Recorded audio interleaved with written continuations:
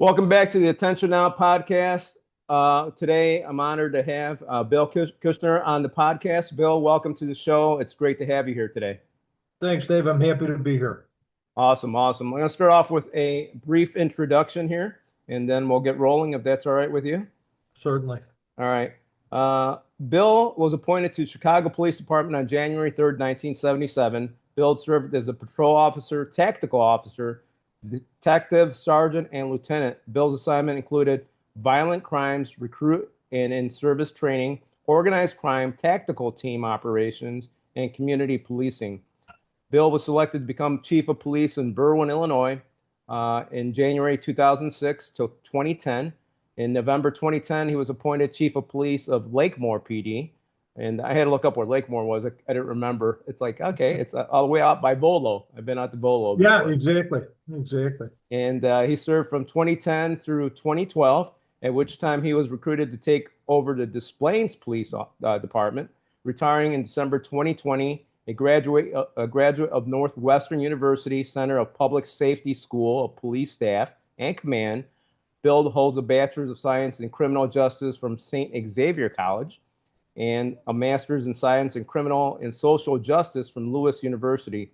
Bill has been recognized as part of the driving force that created We Never Walk Alone, a web-based peer support and mental wellness website and an app for law enforcement officers.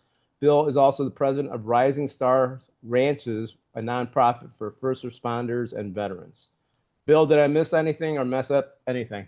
The one thing that's not on there is I've been married to my beautiful wife, Catherine Kate, for 47 years. Wow. And we have two wonderful sons who are both married, and we have a total of five wonderful great grandchildren. No great grandchildren yet. The oldest grandchild's only 11. So wow, that's awesome. Yeah. Congratulations. That's great. That's one of the best accomplishments, especially being in law enforcement. So yeah, I know it's an anomaly. Yes. That's a small percentage, isn't it, Bill? It is. It really is. Divorce rates are incredibly high in law enforcement. Same in the military. I would say probably like 70%. Would you say? About 65, 75%. Yeah. So definitely congratulations. All right, let's get started. Bill, can you tell us where you grew up like and what was your family life like? Well, I grew up on the south side. If you're familiar with 87th and Paulina, right on the fringe of Foster Park and Brainerd and that area. Okay. It was great. A lot of Irish Catholic families, big Irish Catholic parishes. You know, the whole thing in the Chicago area is not what neighborhood are you from? Right. What parish are you from? So I was from St. Ethelreda. Okay. I lost my dad when I was 10. He had a massive heart attack at work. Oh my goodness. So I was basically from 10 on, I was raised by my mom, who worked very diligently and very hard to get me through school. Wow. Finished St. Ethelreda, graduated, went to Mendel Catholic Prep, which is the Augustinians ran for years and then eventually sold to the Board of Education. It's now Gwendolyn Brooks College Prep on the south side in Roseland. It was the high school with the college campus. Went to DePaul University initially, probably for the worst reason ever. I followed my high school girlfriend to DePaul. I was not quite ready for college. I was not ready for college. Worked for Interlake Steel for a few years in the customer service and metallurgical departments and kept testing for law enforcement. While in Chicago offered a test, I tested, and out of 35,000 people, I was in the second group of people to be called for the police academy. Oh, wow. Okay. Awesome. And why did you decide to go into law enforcement? Well, I always wanted to go into law enforcement. As one longtime friend and teammate used to say, you're the only guy who knew what he wanted to do with his life at the age of 14. Oh, wow. I always heard from my mom and her twin sister about their father, who had been a police sergeant in Chicago, who had been kicked in the shin in 1925 and lost his leg and died in 1926 of the resulting infection. Oh my goodness. And so, I mean, it was always, I felt it was kind of in the family blood, but it was and it wasn't. My cousin went on the job, had been in DeKalb on the job, and he's about 7 years older than I am. was on the job in DeKalb and then went and did 30 years in Chicago, retired as a sergeant out Oh, of the wow. city hall lobby. So like I tell people, he was the politician, I was the policeman, Um, but yeah, it was something I always wanted to do, and I knew the risks and I knew the rewards, were definitely not financial, but there are other things than money in this world. Right, exactly. I think what I've noticed a lot about law enforcement and veterans is that we like to serve and help others, right? Absolutely. Absolutely. Which is something that whenever we get together, you could tell that about the people we surround ourselves with. Did so it's basically family. Was there any TV influence or any other influence for police? No, because even at an early age, I realized TV was all just glamorized nonsense. But Yeah, that's true. it was, and people ask me now, what's the most realistic TV cop show on TV? It's Barney Miller. There you go. It really is. I mean, it pretty much captures work in an investigative unit. Oh So, my gosh, yeah, no, that's and awesome. I was very lucky. I got hired. The first group was hired in April of 70. I'm sorry, in October of 75, Okay. and I was hired, or 76, and I was hired in January of 77. Wow. Okay. Awesome. Awesome. What was the most valuable lesson you learned while you were in law enforcement? Life is fragile, but the most important lesson is to treat other people the way you want to be treated. Yeah. You know, you treat everybody fairly and honestly. You treat them the way you want to be treated, or you want your family members and loved ones treated. And it's hard to go wrong that way. Yeah. It's hard to go wrong that way. It's a great asset to know and to acknowledge. But the younger I get with the more gray hair I'm getting, it seems like it's pretty rare for people to have that instilled in them, right? Do you think that was instilled from your mom and school? I think so. I think it Yeah. was, I think it was the values of getting the Catholic education all the way through between the Sisters of Mercy and the Augustinians. Um, uh, yeah, but home life, definitely it was instilled by my mom and by other family members. Yeah, you treat people the way you want to be treated. It's hard to go wrong.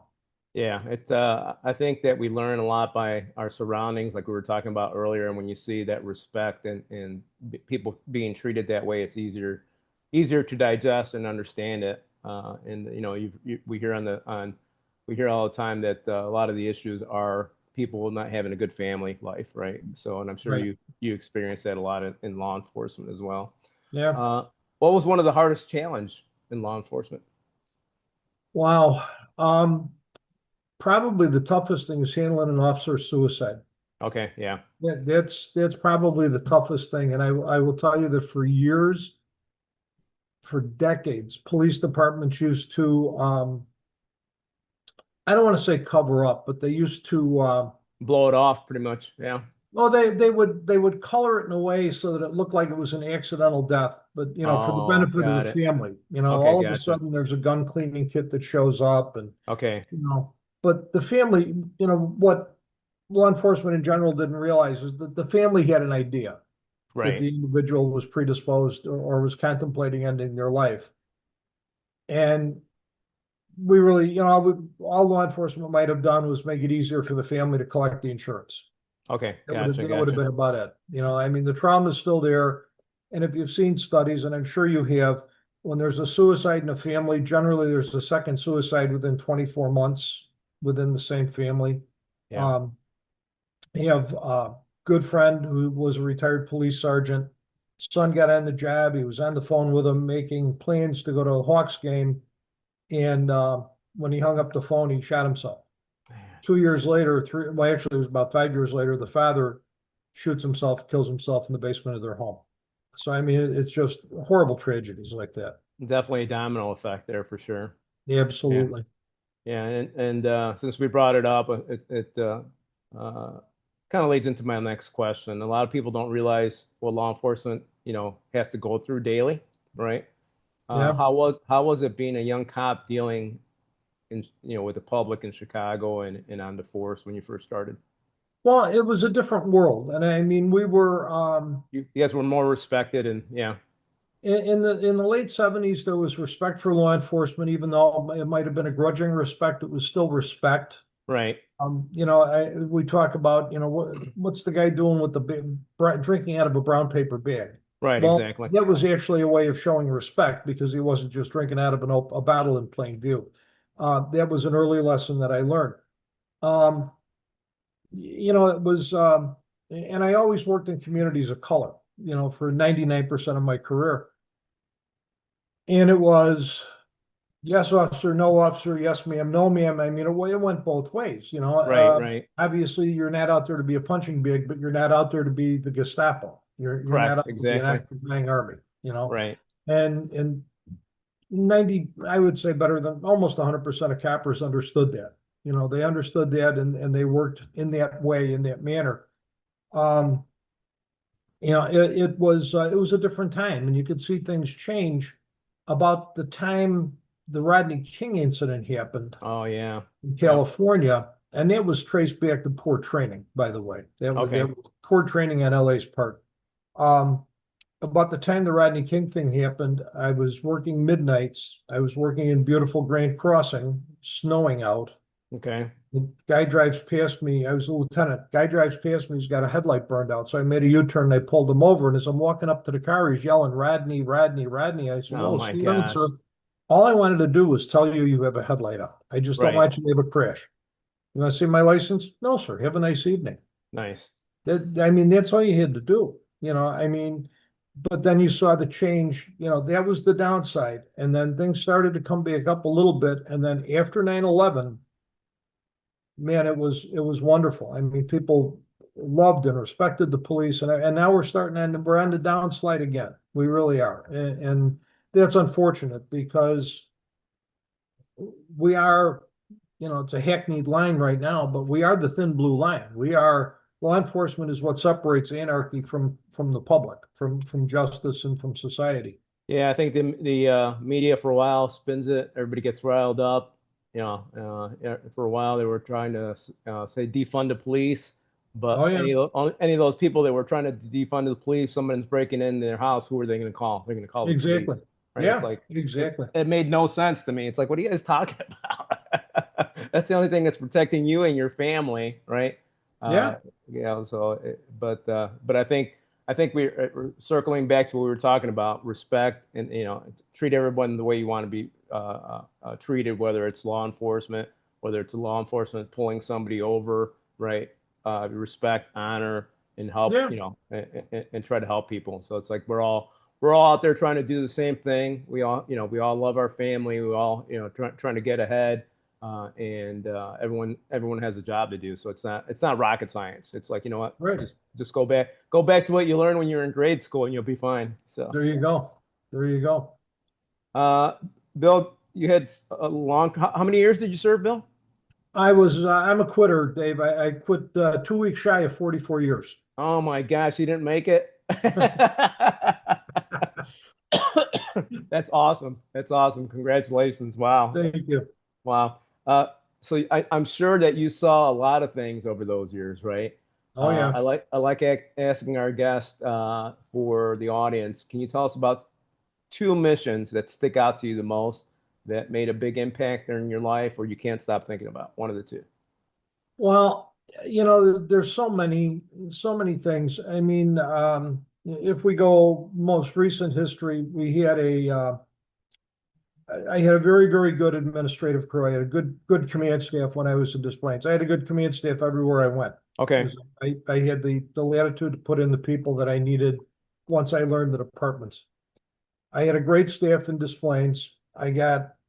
Drove home after work, normal work day, and as I'm pulling in my driveway and we're watching two of our grandchildren, my phone rings and it's my investigations commander. And he's a Marine Corps veteran. And he says, boss, we just had a bank robbery. I said, all right, I'm on the way back. He goes, nope, we got a perimeter set up. We got the dogs out here, and everything's fine. I said, all right, and I just had a feeling, you get that Okay. feeling. Yeah, yeah, yeah.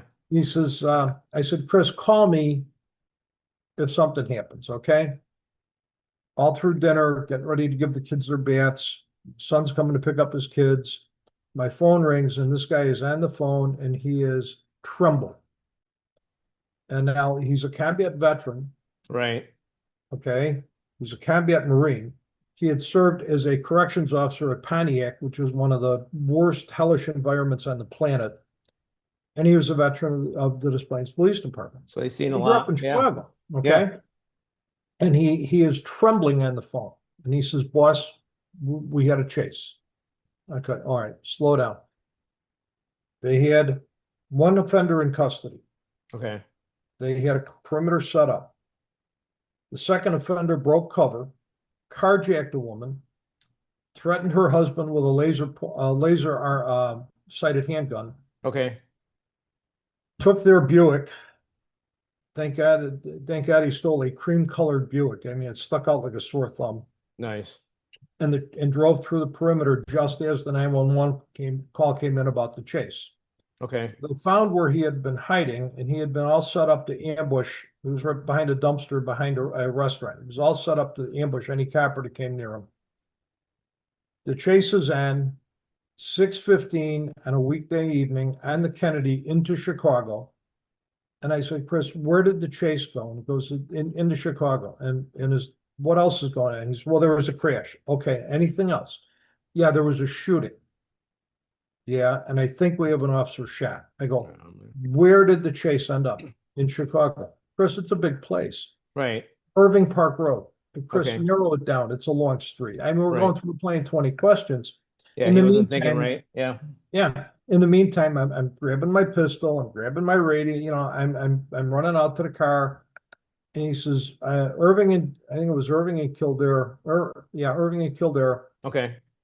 And we've got an officer involved shooting. But I believe we have an officer shot. I go, "Who?" He goes, "I don't know." "Okay, I'll meet you." I get on the scene, and it's an officer involved shooting is generally controlled pandemonium, the scene anyway. And we had 8 cars on the street, all 8 cars, 7 of the 8 cars are there. Okay. The investigations commander is there. Deputy chief, both deputy chiefs met me there. The chief of Rosemont was there. And there's a whole cadre of Chicago police command staff there. And as I walk underneath the tape, I hear the Chicago guys go, "Boy, are we glad you're here." Because I had most of them as recruits in the academy. Oh, okay. Well, the officer that was shot was a CPD TAC officer, and he was shot through the windshield of the squad car by the offender. The bullet entered about here and just slid along the skull. Oh Very lucky man. man. Very lucky man. Um, One of my officers gave chase, chased him into a music school. There was an exchange of gunfire, and the offender was killed. Oh wow. Okay. Sadly, in the middle of it, a 14-year-old boy was shot in the elbow. And it's still a matter of debate and conjecture who shot this young man, but it doesn't matter who shot, but Right. he survived. That's the main thing. And all the other children and staff in the school were safe. Um, that stuck with me because of everything that goes into an officer involved shooting, especially multi-jurisdictional. I went home about 4:30 in the morning. I went back into work about 7:30, 8 o'clock, and my assistant is sitting at her desk, and she's got a stack of telephone messages that had been going into the desk. And she peels one off. She says, "Your voicemail is full. My voicemail is full. You have to call this woman." I said, "Why?" "She's called 7 times in the last half hour." Holy Okay. cow. So I call her, and she says, "When I heard that you on TV, I knew that was you." "Okay." She says, "You don't remember me." She said, "But I'm sorry that your officer had to kill my son." Well, It's that's like not what? what you normally get in a police shooting. You usually wait till my lawyer gets a hold of you. Right. She says, "You don't remember me. When you were the tactical lieutenant over here on 71st and Cottage in Grand Crossing, you arrested my son for an aggravated vehicular hijacking." And I said, "Yeah, I remember that." She said, "You told him if he didn't stop gangbanging and doing this stuff, he was going to end up dead someday in the street." Like, I'm thinking, well, that's a self-fulfilling prophecy, but I really hated to be right with this. You hate to see anyone lose their life. Right. That one sticks with me because this woman just called to apologize for her son's bad behavior. Wow. That's one case that sticks with me. Another matter that sticks with me, we've done a lot of operations. I mean, what's missing from my resume that you read, I was commanding officer of the asset forfeiture unit for a couple of years. And our job was to send dope dealers to the penitentiary in their underwear. we lawfully seized everything we possibly could. Got it.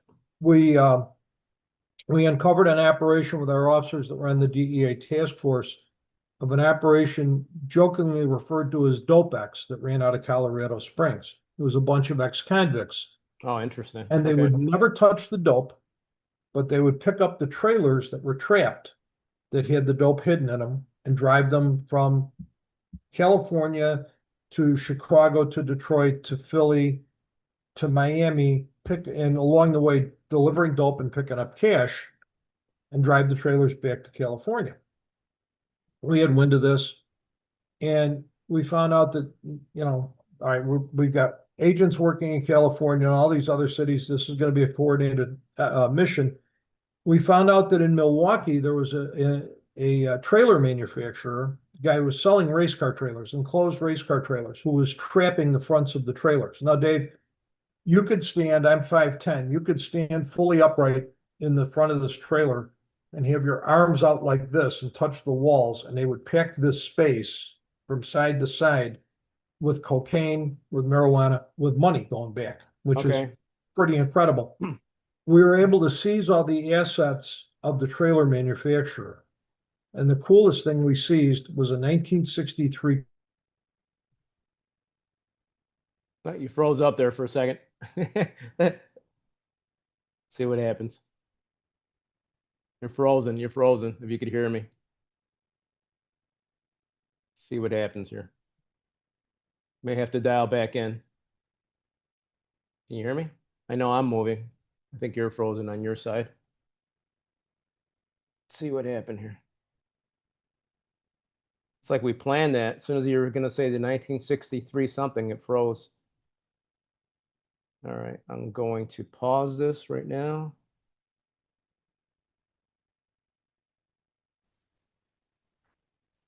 Okay. Yeah, we seized among other things, we seized the 1963 Cobra, Carroll Shelby Cobra. Oh my gosh, holy cow. I got to drive that back from Milwaukee. That was quite a thrill. It was cold. It was open. It was November, but it was quite a thrill. The average guys like us could never afford one, but it was just absolutely incredible. I mean, did you break the speed limit?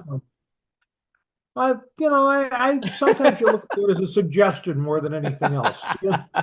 I know I would have with the Cobra. Holy cow. Yeah. No, it was awesome. It was awesome. But that's great. Holy cow. Yeah. All right, awesome. Thanks for that, Bill. I really appreciate it. And so you served quite a while, and you jumped into becoming a police chief. How hard was that, or how long did what's that process like? Well, normally municipalities will post online that they're looking for a police executive or a police chief, and there's a couple of the International Association of Chiefs of Police, the Illinois Association of Chiefs of Police will have the advertisements, the job ads on their websites as well. And then there's the blueline.com or brasskey.com that have the jobs, both police and fire jobs.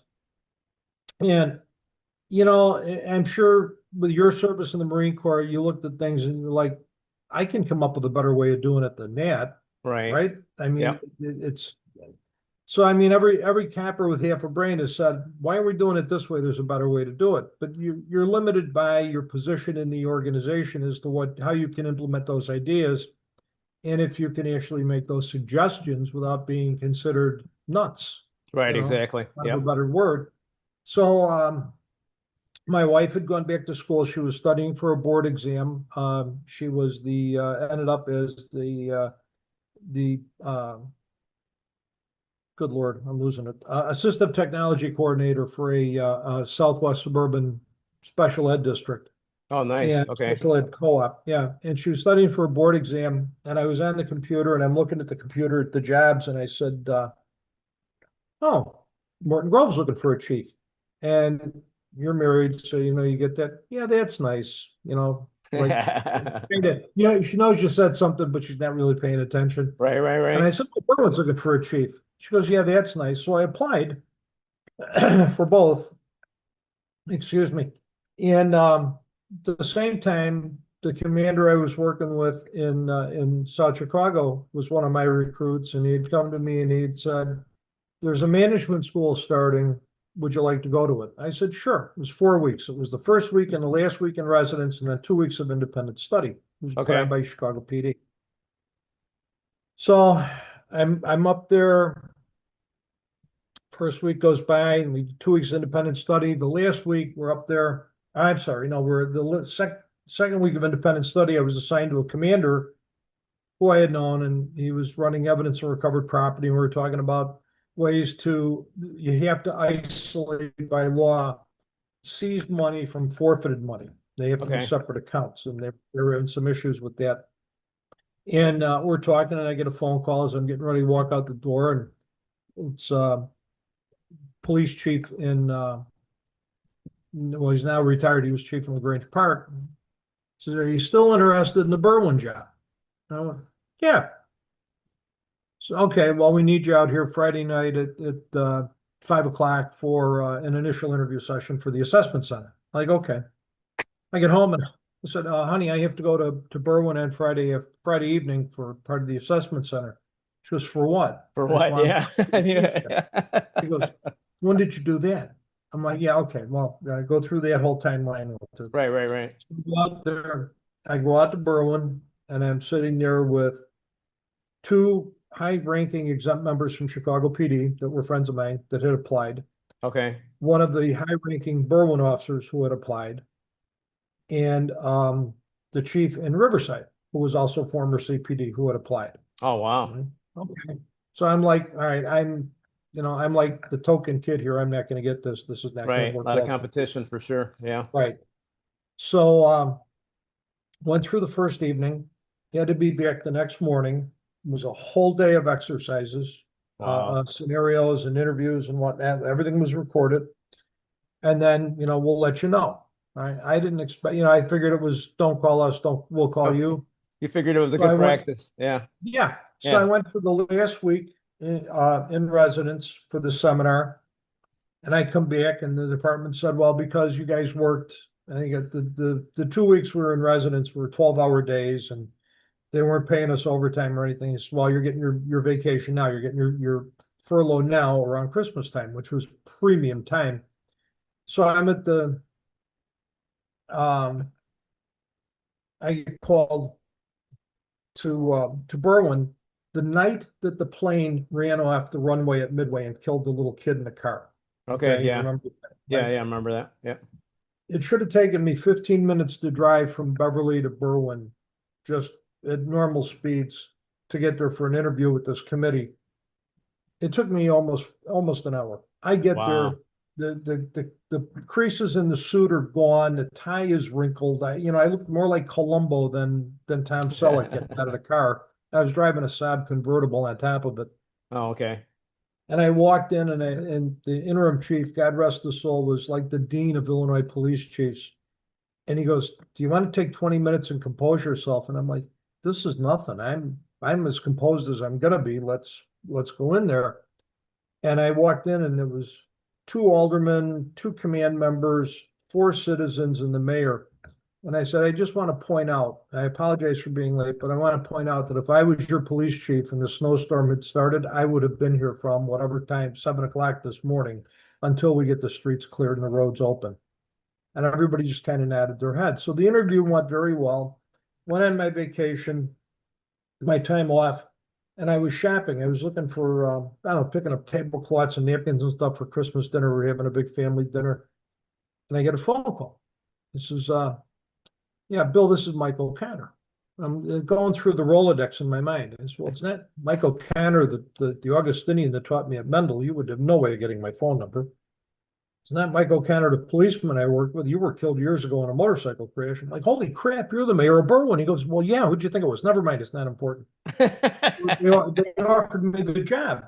And, Wow. go to lunch and we're sitting in a restaurant, and he said, "We really want you to have the job." And I asked questions about insurance and about covering the kids and all that stuff. And um, about uniforms and equipment and whatnot, and additional training and all this. And I says, "I have one final question." It was myself, the mayor, and the interim chief.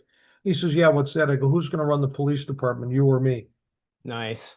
And the interim chief, God love, I thought he was going to choke on his salad when I asked this question. And the mayor looks at me stunned and he goes, well, I don't know anything about police work.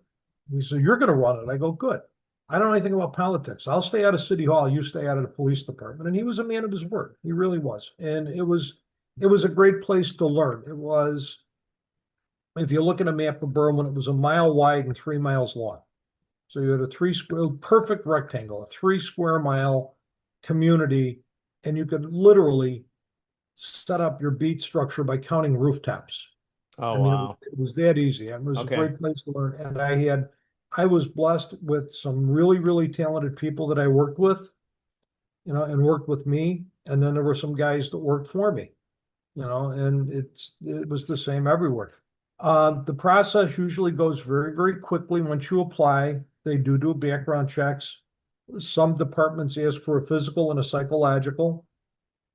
I don't know any policeman in the world after serving 10 years in a metropolitan area, in an urban area, that can pass a true psychological. I mean, everything is kind of skewed a little bit. Right. Um, but that's the way that works. And you realize when you're hired as a police chief, you're an at-will employee. You're hired by the mayor, you're fired by the mayor. You do your best, and that's all you can do. You know. Yeah. Yeah, I'm glad you told me about what you asked asked why and that at the restaurant, because I was going to ask you how much does the police chief really run, uh, the police, but I think you answered that when you asked the same question, which is pretty interesting. So. Yeah. Well, the mayor came into me one day, and he said, "The aldermen are afraid of you." I said, "What?" He said, "They're afraid of you." I said, "Oh." I said, "Well, Mike, fear is the first rung of the ladder to respect." Right. I said, "I'll take it. I'll take that." They were afraid because in the years past, I guess, um, everyone had their alliances within the police department, and they would have the officers take time off on election day and go stand on corners and pass out palm cards, or they would have them taking campaign signs and planting them out of the trunk of a squad car and planting them on a sidewalk, or they take Oh, a wow. rival sign off. And I told everybody, I said, those days are gone. You're the police. You're not You- election workers. If you want to go out and do campaigning, you do it on your own time. Nice. That's You want to go awesome. stand up and pass it, you do it on your own time. You're the police. I want you to be the police. There you And it go. worked very well. It worked great the whole time I was there. So Yeah, your first mission is to protect the public, right? So absolutely. not handing out flyers, which is Absolutely. which is awesome. That's great. What did you see the difference? Because you served different departments. Did you see any big difference, or were they pretty similar? All the different departments that you worked at. It's big departments, mega departments like Chicago, New York, Detroit, Philadelphia, LA have pretty much an institutional arrogance is a good way to put it. Okay. Nobody can do anything better than we can, and that's not the case. When you look at Chicago, you've got patrol officers who go into tactical units, which are plainclothes guys that run the streets and go after high crime missions. You've got a SWAT team. You've got youth officers, detectives that handle nothing but juvenile cases and child abuse cases. You've got detectives. You've got, supervisors from sergeants, lieutenants, captains, commanders, and up. And you go into a suburban agency. Let's take well, Berwyn and Des Plaines ended up with about the same number of officers, about 114, 115 officers each. You've got patrol officers, detectives, sergeants, and commanders. Okay. Okay. Yeah. So your patrol officers can also act as youth officers or juvenile officers. Out of the ranks of patrol officers and detectives, you pick your SWAT team, and they're an on-call SWAT team. Okay. Who also may be aligned with a regional SWAT team. So there's more versatility, and there's better training opportunities in the smaller agencies. Don't get me wrong. Don't get me wrong. Chicago is a tremendous place to learn, and it gave me some great opportunities. But you got to respect the officers in departments that are not Chicago. Right. Because Exactly. Yeah. It looks like Chicago has more segmented departments. You do this, you do this. because they have more staff, right? Which is pretty Right, interesting. right. Yeah, there's more silos. So we talked a little bit about this earlier. Law enforcement can take an emotional toll, physical toll on you as well. What did you do to keep mentally and physically focused to make sure that you were doing your job properly daily? Well, when I was on the job about 2 weeks. I Okay. was in field training and I was involved in a shooting. Oh, wow. Okay. I was involved in a shooting. And after the interview or the investigative process at the time was far different than it is now. But once you got done with the interview with the detectives, the state's attorney, the watch commander, the deputy superintendent on duty, and they make a determination and they advise you of your rights. Each one of them gives you Miranda, which should be quite a sobering experience. You know, when it was all over and done with, and everybody said, "Yeah, it's a good shoot." Well, yeah, I knew it was a good shoot, but it's nice to have validation. Right. And the guys on the shift go, "Come on, we're going to go have a beer." No, I'm going to go home and work out. And Nice. they looked at me like I was nuts. And I Yep. mean, I'm, you know, in traumatic incidents through the years, you go home and you decompress. You don't have to have a drink. You don't have to, you don't have to do, silly stuff. Some things you can go That probably home. makes it worse going out and have a drink, right? Oh, absolutely. Because you're not Absolutely. thinking right. Yeah. Right. I mean, there are things that I would go home if I had a particularly bad case. I would go home and my wife and I would normally talk after work, no matter what time I came home. She knew when I didn't want to talk, it was something I didn't want to share with her. And Okay. it's some stuff that you can only share with other coppers because of the horrendous nature of the crime. You know, um, kid cases are the worst, especially when the kids that are victims are about the same age as your children. Right. Exactly. That's true. It's Yeah. tremendous. But I mean, prayer, some hard work and exercise, reading, writing, you know, maybe I've written articles for police magazines and that's been cathartic. I mean, I'm in the process of writing a book now about fictionalizing a case that we had in Berwyn. Okay. Uh, and that's cathartic as well, Wow. so there are, and then talking with your friends. I came on the job with a guy that I had known since we were 7 years old. Holy cow. And we never worked more than a mile apart our entire careers. Okay, we've been friends for more years than I even want to think about. But I would be able to call him and he'd call me and we'd laugh and joke and talk about, the horrible things that we had seen or been involved in. And that helps release the stress. It's the guys and girls that keep everything bottled up Right. that are ticking time bombs. And you've seen it with the military. I mean, Yes, exactly. Yep. you know, it's you've got to have an outlet. If it's when the kids were, when the boys are in their 40s now, when they were in grade school and they were in sports, coach, get involved in coach. You're not Leo DeRocher, you're not Izzy Yeah. Dean, you're coaching a bunch of kids, you laugh, you have fun with the kids, and that helps de-stress as well. Wow. Yeah, I give you a lot of kudos because most guys would have gone out drinking with those guys, right? So it's like that's Yeah, amazing because you were young at that age yeah, that you had that you actually had that awareness at that age. Because most people in the 20s would it's like, all right, let's go drink and forget everything else, right? So no, that's it's goes back to and how you were raised. well, it goes back to how I was raised, and it goes back to I was still decompressing, and I didn't want to decompress in a bar full of guys slapping me on the back and telling me I should get a bigger gun or I should get this or I should get that. I just wanted Right. to, I needed time to absorb this whole situation and, and integrate it. You integrate it into your personality, integrate it into your life. I mean, it's never gonna go away. I mean, it Right, happened, exactly. it's documented that but you deal with it, and there are things that pop up periodically in my mind, and every once in a while, if I'm watching a movie, it'll trigger something. It'll trigger, a tear or an emotional response. I'll watch my heart rate go up, and my wife go, "Oh man, it triggered something." I go, "Yeah, sure did." Were you So always physically active? Because you said you went to go work out or talk. Were you always like in shape while you were serving? I was in shape for a long time, and probably till I made sergeant, and then I became, lazy. Okay, Lazy got is a it. good All word. right, yeah, yeah, yeah, Lazy is a yeah. good That's word. And yeah. and I kind of laid off for a while, and then when I was in Berwyn, we had a gym in the basement. I would do the treadmill a little bit, or I would do, the bike or something. Every once in a while, it wasn't religious. And then probably about the time I retired from Des Plaines, we started going to the gym every morning for about an hour.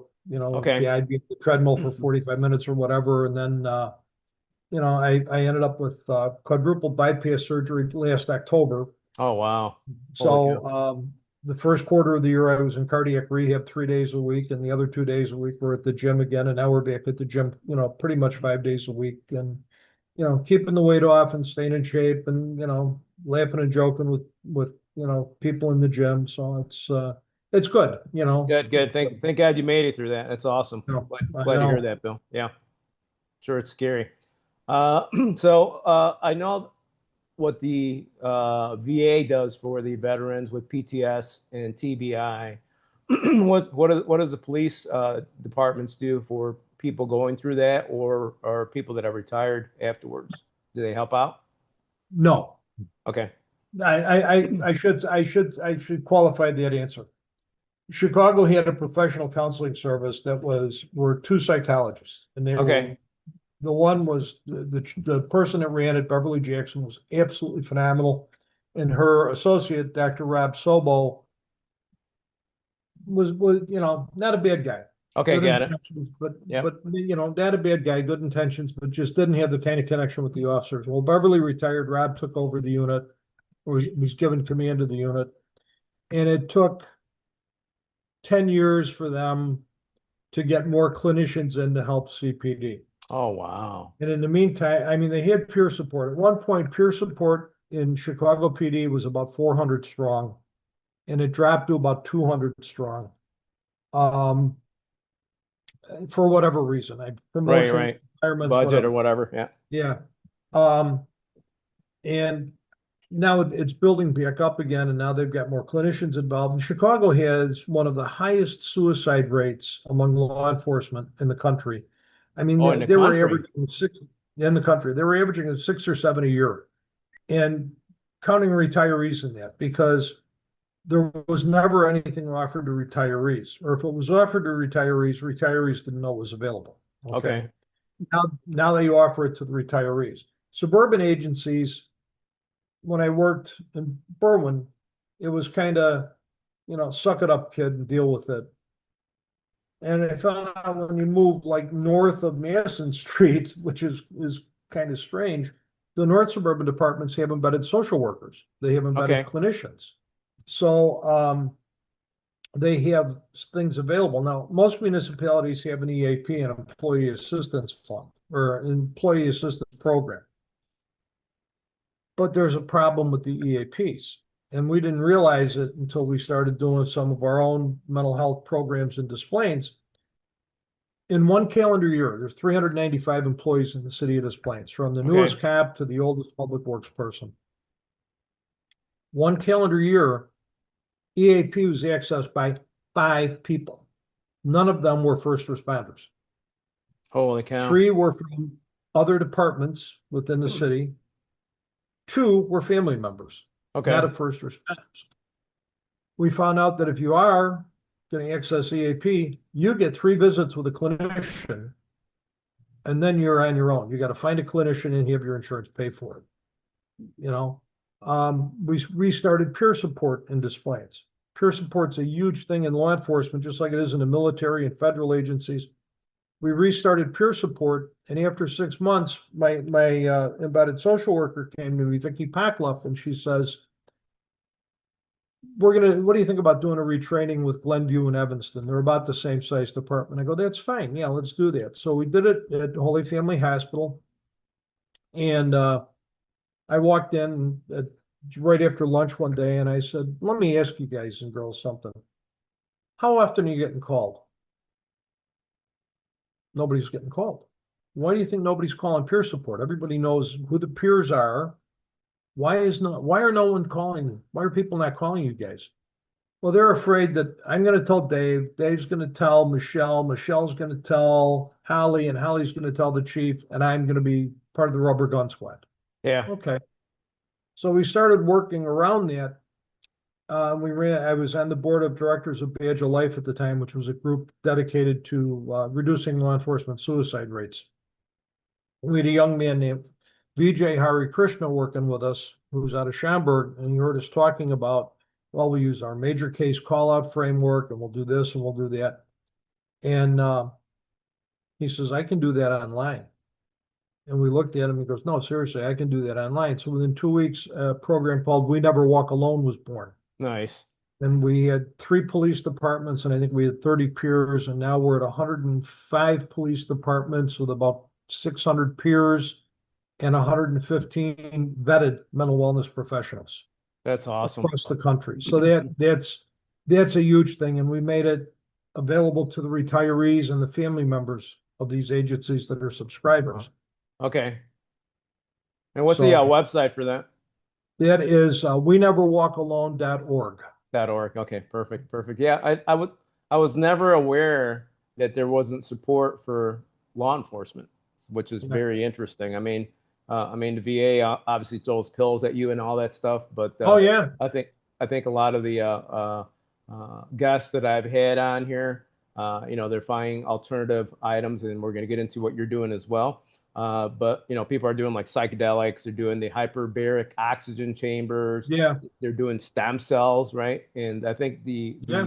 the stigma that a lot of people are, especially if they're still active or serving, right? They don't want that to be flagged in their medical book because it's going to Right. make them look weak or take them off, special forces missions or task force or Sure. SWAT or whatever. But I think people need to start checking into these other therapies that are out there as well, right? Oh, To help absolutely. themselves while they're on active or even retired or veterans, right? Because And I've seen great results with this kind of stuff. and you find this with substance abuse within the military, in law enforcement, public safety. Vicky Packlip came to me one day and she said, would you come with me to Holy Family Hospital and talk to the new director? And I said, sure, what are we going to talk about? I want to try and get her to create a first responders, actually a law enforcement officers only substance abuse treatment program. Nice. So we did. The timing could not have been worse, Dave. It opened the June before the pandemic hit. Oh man. They put $3.5 million in. They built this beautiful, beautiful facility. Vicky and it was very, very proud, and I was proud of Vicky coming forward with this. And it was just amazing. And it was like pulling teeth to get coppers to go into treatment. Yeah. Everything's anonymous. Everything is protected by HIPAA. Nobody needs to know. And okay, so it was losing money because of COVID. Post-COVID, the hospital was sold. The new owners of the hospital said, now we're going to consolidate everything at a different hospital where it's not just policemen. It's police, fire, general public, whatever. And one of the things that was the impetus for me to go along with Vicky and talk about this, I had an officer in Lakemore he had a drinking problem. We did an intervention. I said, you're going up to Rockford, you're going to go dry out, you're going to go through counseling. If I see you before 2 weeks are up, I'm going to fire you. Nice. Okay, he was back in 2 days. And I said, Tom, what are you doing? I can't sit in group across from a guy that I arrested for drug-induced homicide and talk about my 8-year-old son. I say, okay, I get it. We'll figure something else out. Before I could figure anything else out, I was hired to Des Plaines, and he drank himself to death. So I mean, that's one of the sad ones. It really, really is. That's a tragedy. Yeah, I think word of mouth and getting out different programs, kind of like what you guys are doing with Rising Star Ranches, and that it's going to give you the opportunity for you to tell us a little bit more about that and how it could help first responders. If you could tell us a little bit about Rising Star Ranches, what it does, and how it helps, please. Sure. A couple of years ago, I was contacted by a friend from Chicago. Okay. And he says, hey, listen, I see what you're doing with officer wellness. And I said, yeah, we're doing okay. He's a retired sergeant from Chicago and an Army vet. And His wife is in law enforcement also and had worked for the federal government for a while. And I said, well, that's great. He said, we're starting a nonprofit. I said, well, good for you. You know, what are you doing? He said, we're going to do a nonprofit that provides equestrian activity and equestrian therapy for veterans and first responders. Okay. I said, okay, how can I help? We want you to be the president. Oh, okay, That's a sure. big help. Yeah. Okay. Yeah, I said, yeah, no problem. I'd be happy to help out. So we started in February of 2023 Okay. with their 3 horses. And I believe we're at 12 facilities throughout northern Illinois. We've got one as far as Lake Forest, and we've got a loose agreement with one in Lake Geneva, Wisconsin. Everything else tends to be out south, Palos, Frankfort, Mokina area. Okay. Um, never, I never spent a lot of time around horses. So when I was approached about this, my wife and I started volunteering at a barn in all places of Burr Ridge. Oh, nice. It's the Hansen Center. It's basically for children and adults with special needs. Okay. And we started volunteering in the stables there. And it's amazing the sense of calm that comes over you when you get near a horse. You know, I always use this line from Winston Churchill. There's something about the outside of a horse that's good for the inside of a man. And you can just see people's reactions to these animals that are just massive. And you start thinking about think about everything about the horse. The horse is a prey animal. So the horses are very attuned to what's going on around them, and they can determine whether or not you're a threat to them very, very quickly. We have a couple of facilities that have credentialed equine therapists that, blend psychology with the use of the horse. And it's kind of a misnomer. You're using a miniature horse or a donkey or even a pony as opposed to, and you're doing groundwork with them, problem solving with them instead of getting on them and riding them. The Interesting. Okay. equestrian activity serves pretty much the same purpose as having someone do groundwork with the horse, with that type of groundwork with the horse, because when we have someone come in, we start them off with simple groom the horse. Okay. Okay, brush them, clean their hooves. We teach them the right way to pick their hooves. Maybe glamorous task, muck the stall or whatever. Eventually, learn how to tack the horse.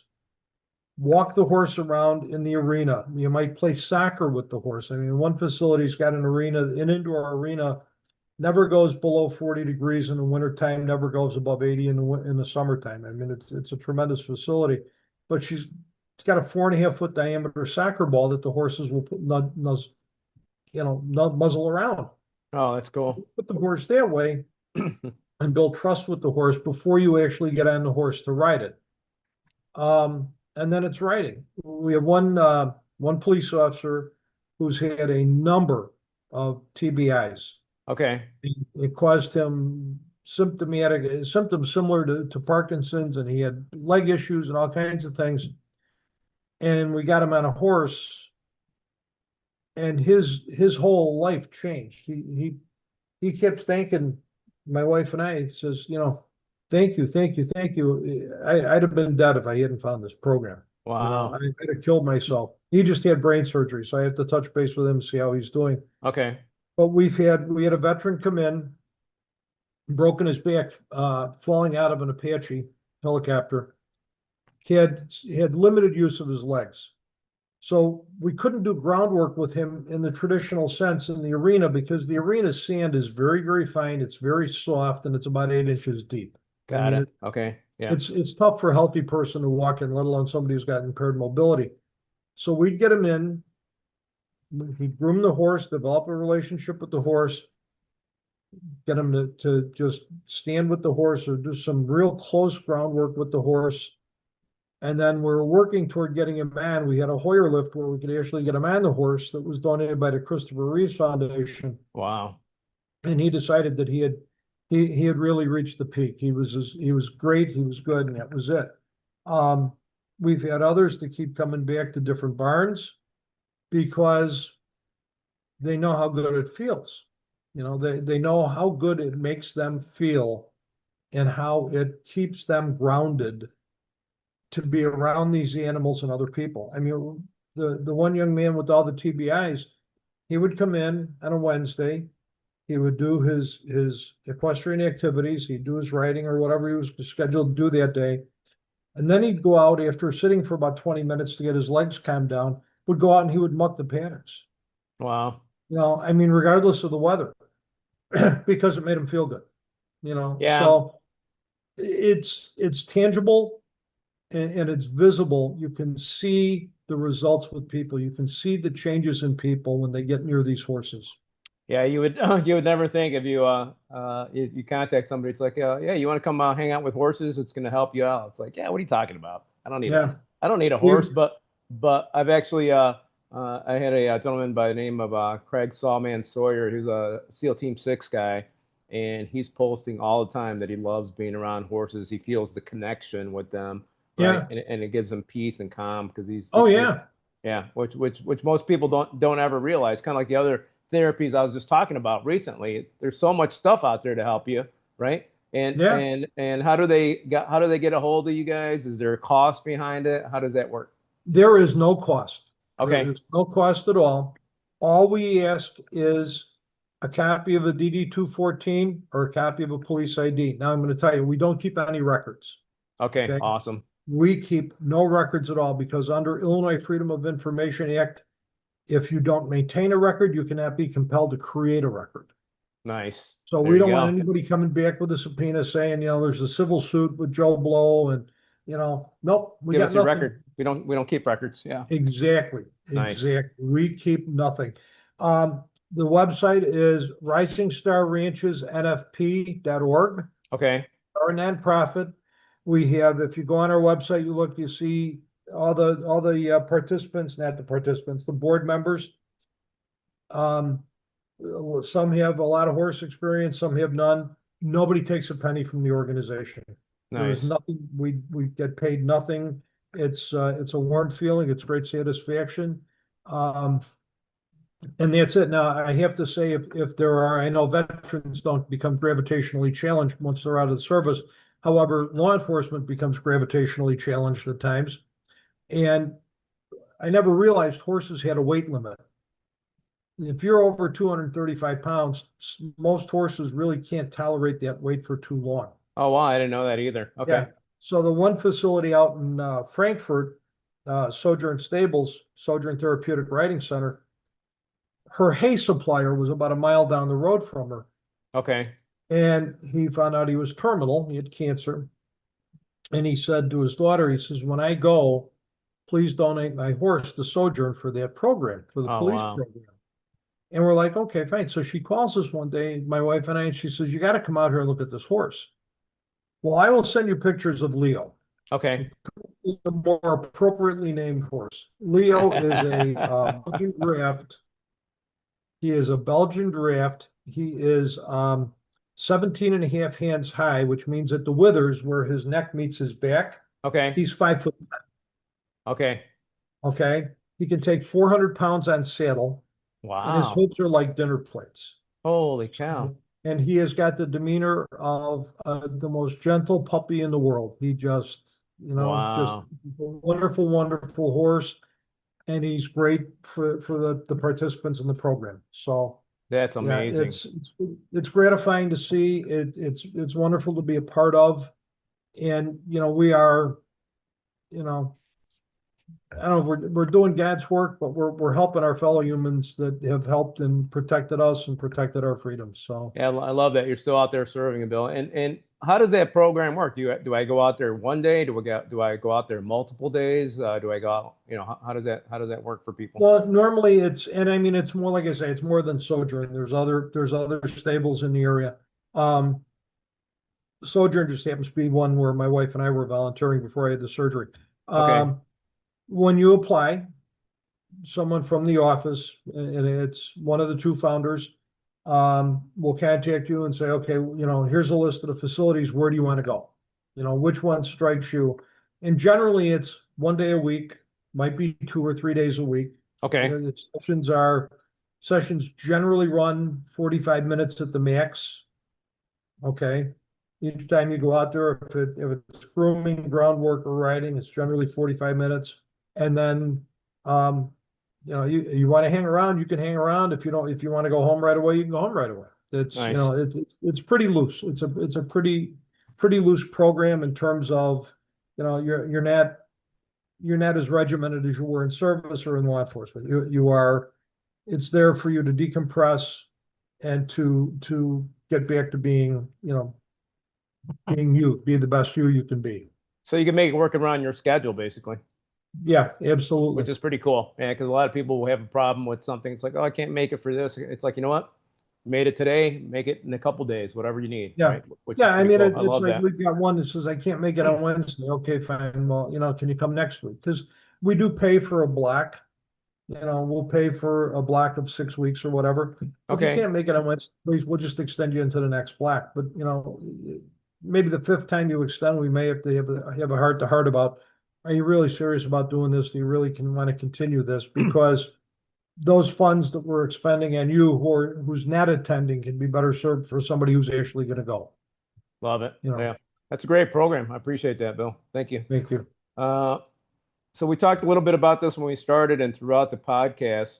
How has faith, how important is faith for you on a daily basis and throughout your whole life?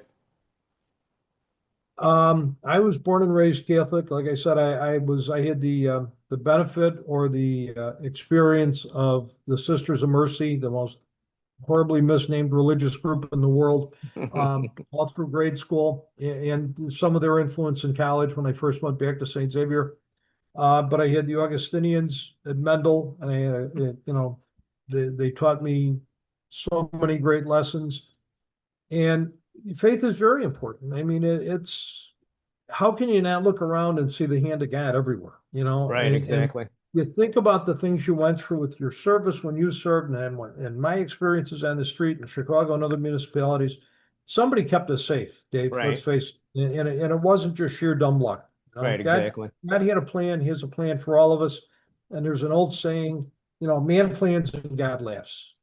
So you put your faith in God, you trust in God, and it's his way, and we're just out there living his way. We're living to fulfill his will. So Yeah, I agree. I agree. I often say to myself every day, it's like, you know what? I wear armor and body armor and flak jackets in the Marine Corps, but the greatest armor is the armor God puts on me daily, right? So, absolutely. it's not physically, but it's there protecting us every day, which is pretty cool. Well, I've still got St. Mike hanging around my neck. Nice. I love it. I love it. That's awesome. Oh man. So if we're almost getting ready to wrap up here pretty soon. Uh, if someone wants to get into law enforcement today, would you tell them to get into it, or what would you tell Well, I'm going to say that if young people are looking to get into law enforcement, God love you. them? Okay. It's different than it was even 6 years ago. But the attitudes of the public are going to switch back because there's a realization, and it's coming slowly, but it's still coming. Yeah, I'm seeing it. I'm seeing it little by little. Yeah. We shouldn't be making war on law enforcement. We should be making war on criminals. Exactly. And it's going to become more police friendly. Okay. We've gotten away from the defund the police movement, and we're kind of in a neutral ground, but it's not really neutral. It's still kind of tainted. I would say if you're looking to go into law enforcement, do your due diligence on the agency that you want to go to. Okay. If you want to go to CPD, realize what you're getting into. ISP is a tremendous organization. They've come up salary wise. They're on a par with the bigger departments. They are every bit as diverse as Chicago. Some of the county agencies, Cook County, DuPage County, you can do that. What you need to look at with the county agencies is whether or not you start out in corrections and then get moved to the road, or if you start out on the road. That's something, because corrections work's not for everybody. Municipalities, look at the municipality you want to go to and do your research on them. It's not that hard. But wherever you test, if you like, Cicero. We were speaking earlier offline about Cicero in Right. Berwyn, Melrose Park. I interviewed with Betty Lauren Maltese for the Chiefs job in Cicero years Yeah. ago, which was quite an experience. We I could can do another imagine that. podcast Yeah. on that. Oh yeah. And I brought up a thing about there's a part of the community, I think it's as Baldwin Works, I think it is, or something works is a neighborhood. And I said, oh yeah, well, that's named because there used to be a locomotive factory there, Locomotive Works. And she said there was. And I go, yeah, there was. She had no idea. I had done my research. I had found a book called The Book of Towns, Got it. and it told me everything about the community. Well, anybody looking to go into law enforcement now, what's going to serve you best? Federal? If you're single and you don't mind being moved around, federal might be the way to go. But again, look at the agencies that you're going to apply to. We have a friend whose son was all enthusiastic and went into the Secret Service, and he was with the Secret Service for a long time. And then they said, well, if you really want to advance, you got to go into president's detail, and then you got to do something else. And it was like, no, my kids are the age where they need stability. So he switched agencies to postal inspections. And Okay. he had stability with location, came back to the Chicago metro area. And his kids had stability, you know. Nice. There you go. Got another friend that went to the FBI and traveled the world, working cases. And for I think the last 6 years of his time with the FBI, his business card just read his name and the White House. He was the FBI liaison to the NSC, National Security Council. So I mean, there's a lot of opportunities out there in different agencies: DEA, FBI, There's a ATF. huge variety, isn't there? Absolutely, absolutely. And there's also opportunities if within the military. Right. Look at NCIS, look at the Army Investigative Service, look at, every agency, including Coast Guard. Coast Guard's got CGIS. They've got the Coast Guard Investigative Service. So That's no true. matter what you want to do, how you want to serve, there's something available for you. There's something there, and every agency has a need. I You know, agree the 100%. important thing is no matter where you go, if you go into the military, you go into law enforcement, you go into fire service, you need to stay grounded. You need to know what help is available for you, whether you think you need it or not, even if it's just somebody to talk with. Thank God Illinois passed the law where every year now law enforcement needs to have an annual mental wellness check-in with a credentialed professional. Thank God, because for decades we had nothing. We had Man, nothing. So, if that's the career path someone wants to take, God love them. We'd love to have you in law enforcement. that's awesome. Was your Secret Service friend Drew? Was his first name Drew? The Secret What? Service? No, no, No. Okay. Tom. Okay. No, his That's name was Tom. I just interviewed last week a gentleman, same story you just mentioned, and his name's Drew. I just had him on a couple of weeks ago, which is kind of interesting. It's like, oh no way, I just had him on. Okay. Yeah. Awesome. I love that. Um, when you look back at your career, what were you most proud of? I look back in career-wise, I made it to the rank of lieutenant in Chicago, one of the biggest police departments in the country, and I made it on my own merit. I made it on my test scores and my efficiency grades and that. And I had tremendous support from my wife and my family. Um, Professionally, I'm proud of the fact I had a part in training around 14,000 police recruits and promotional candidates over the years with Chicago Wow. PD. Okay. Four of those ended up being superintendent of police. Holy cow. Uh, so I mean, I'm very proud of that. I'm proud of their accomplishments more so than mine. Um, I had a good run. I had a really good run. Like I said, I got promoted on my own merits, my own skills and abilities. I was hired to three different police departments on my own skills and abilities. The first one was, I was hired on based on the interview process and everything else. The other two, I was hired on the interview process and the fact that I fixed the first one. I fixed the Okay. problems of the first one. So I mean, I'm proud of the reputation that I've received or I've gained over the years, and it's the fact that I'm still here. Yeah, absolutely. Well, you know what? Michelle Senatore introduced us, and she loves you, and she said you're a great person. So that says a lot. That says a lot about that you're out there serving and serving the public as well, which is pretty cool. I love No, that. Michelle's Uh, wonderful. I've known Michelle since she's about a year old. oh my gosh, holy cow, you've seen her Well, grow up. her grandmother and my mom were best friends, and Oh she my grew up goodness. calling me Uncle Bill. So So, she grew up in the neighborhood then. well, yeah, they were nearby. Yeah. Nice, nice. That's awesome. Uh, so the other thing that we talk about is every industry, whether corporate world, police, military, you always have the 80-20% rule, right? 20% of the people are doing most of the work, right? 80% of the work. Yeah. You served in Chicago. So what is holding Chicago back from cleaning up a lot of the crime that's going on right now? Is it they don't have any power, the guys that are in charge? The department has shrunk by about 3,500 people over the last 6 or 7 years. That's number Wow. one. Manpower is critically low. Okay. Okay. That's number one. Number two, and this goes back almost 20 years when they started doing meritorious promotions. Okay. It used to be to get promoted, you took a test, and based on your test score and your efficiency grades, you ended up on a numerical list. And if they were going to make 30 sergeants and you were 31, you didn't get promoted. Okay. And then people started saying, well, we need to have more representation from other groups, more women, more black, more Hispanic, more Chinese, whatever it Right. was. Right.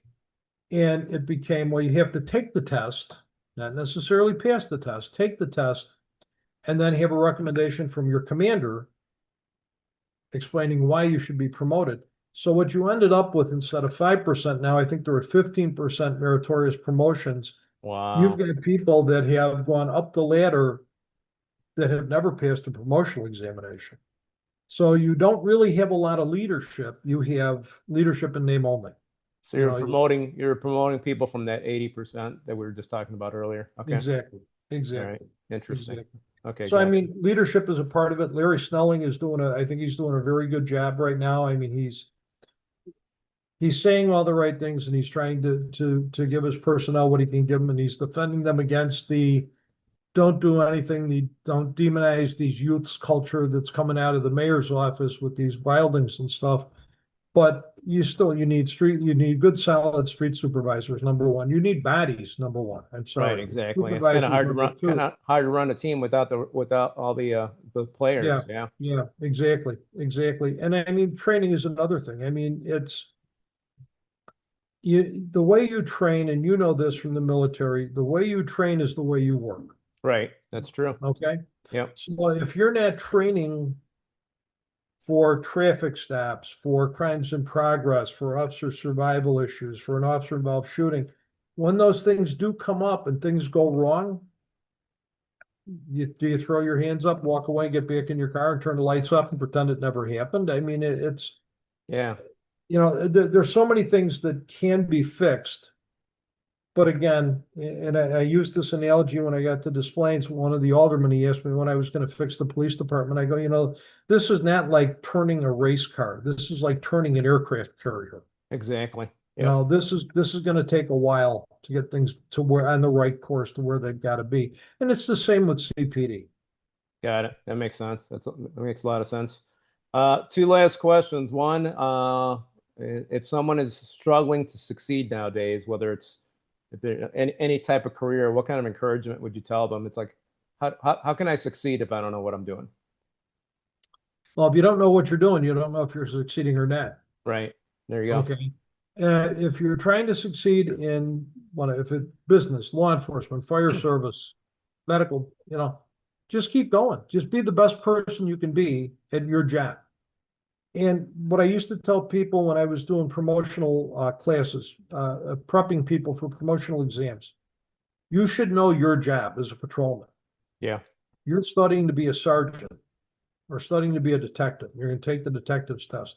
You need to know what the job of the detective is and what the job of the sergeant is. You always want to know two ranks up so that, yeah, you can understand why things are being done. So be the best person you can be at your post right now, but study what those two levels above you are supposed to be doing so that you know and you have a handle on and the way things are going to go or should go. Yeah.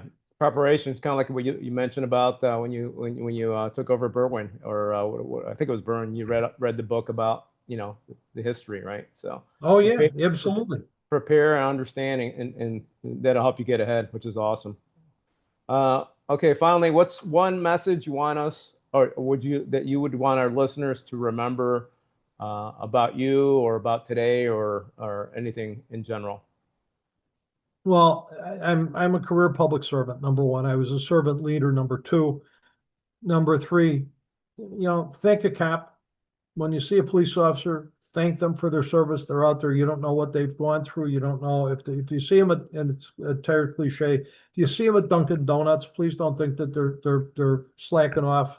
You don't know what they just came from. Right. The biggest thing to take away from today is every nonprofit that's out here that's doing something to help our law enforcement, our veterans, our first responders, every one of them is hurting for money. I mean, Yep. there's just, I wish there's a big pot of money we could just go and scoop stuff out of, but that doesn't happen. What does happen is things like Michelle Senatori, who's ramrodding the West Suburban Foundation for Disabled Veterans, Rocking for Our Vets at Continue Park, July 11th. There's 25 agencies that are going to benefit. Rising Star Ranches is one of those agencies. Nice. I love it. Gary Sinise came out last year. He played 2.5 hours nonstop. It was absolutely phenomenal. It was humbling to see the number of people that came out and filled the parade ground at Contini. I'd love to see it again this year. Not for me, but for the people that we serve. Right, exactly. Yeah, and they could donate to your foundation as well, correct? Absolutely, yes. Right. There's a link to donate on our website. You can donate to West Suburban Foundation for Disabled Vets. Yep. But if you really want to have a good time, buy tickets and come on out, or buy Yeah, tickets and treat a vet. exactly. There you go. It's going to be a great concert to attend, and hang out with people that you could relate with, which is awesome. Okay. Any other final words, Bill, before I wrap up here? No, I don't think so. Thanks for having me on, Dave, and thank you for your service. Thank you. I appreciate it. And I always do thank police when I see them anywhere I go. I go walk up and shake their hand, and they're like, "Oh, wow, thanks. I appreciate it." Yeah, And they love it. I mean, it's like, hey, you know what? You're out here protecting me. Thank you for being there, man. I appreciate it. So, Bill, thank you for your service. Thank you for coming on the show. my This was an pleasure. incredible conversation, and thank you for continuing to serve and help others. I'm still blown away that PDs don't have a lot of help, but I'm glad that there's other alternative stuff that you guys are providing for them, and they could look for, and hopefully they learned something out of today's episode. And to everyone watching and listening today, if you got value from this episode, make sure you like, subscribe, and share this with someone who needs to hear it. Stay focused, stay winning. God bless you, and we'll see you on the next episode.